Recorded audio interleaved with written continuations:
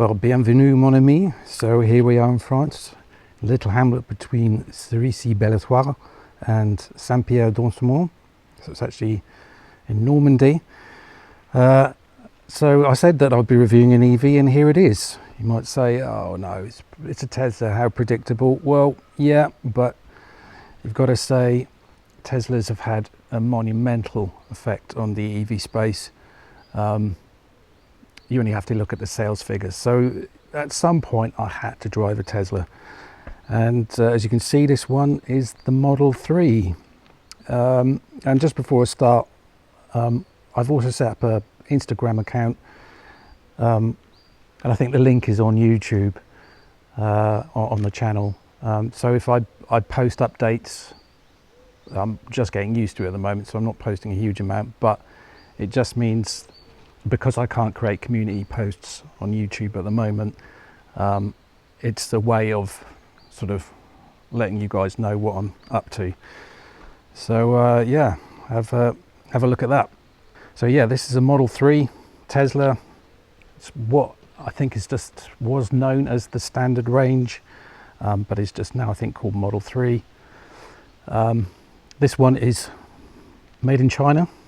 The starting price is £49,590 in the UK, and the battery size 57.5 kilowatt hours net, although that's an estimate because Tesla doesn't publish the actual battery size, and that goes along for the charging as well. It's 170 kilowatts, but that might depend on whether you're on a V2 or V3 supercharger. I'm still a Tesla noob, so you have to bear with me. That might be incorrect. Perhaps some of you guys who know more will be able to tell me. So 25 minutes to charge from 10 to 80%, and according to EV database, a 235 mile range. CD figure of 0.21, which shows you how aerodynamic it is. That's really good and undoubtedly contributes to its efficiency, which is pretty much unparalleled, I think. And the weight, 1,835 kilos, and I'll put up the tyre size, I think, but they're pilot sports basically. And so the boot capacity, let's have a look at that.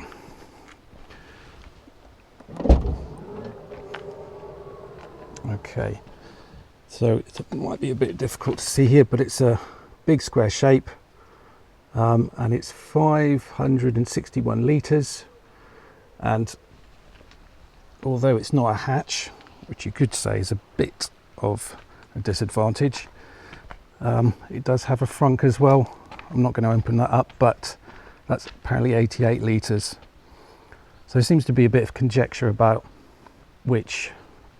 some of these figures, but EV database and Tesla seem to concur, so I'll go with that. The roof load, 70 kilos, and the towing I think is 750 kilos unbraked and 1,000 kilos braked. And the last thing before we talk about the styling is the safety rating, which is 5 stars back in 2019. So where Tesla seem to polarize opinion is the styling and the build quality. I personally really like the styling of the Model 3. I get where people say this sort of area down here is perhaps a little bit sort of blunt nosed, but you know, when you've got the number plate there, it sort of breaks that up a little bit. But apart from that, it's, I think, quite sleek. It's obviously it's built for aerodynamics, there's no doubt about it. These nice haunches at the rear, it's very low down. I quite like the aero wheels as well. So yeah, I mean, some people say, you know what, you could say the tail, perhaps if I put the boot back down, the tail lights are perhaps a little bit dated, but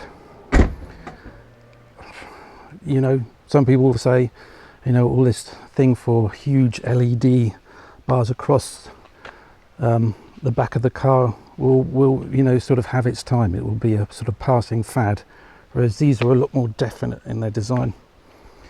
So, but yeah, sleek, low, sporty, yeah, I like it.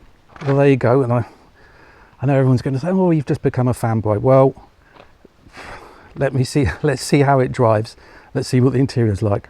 So those videos will be coming up, well, hopefully very soon. Okay, thanks for watching, guys, and au revoir.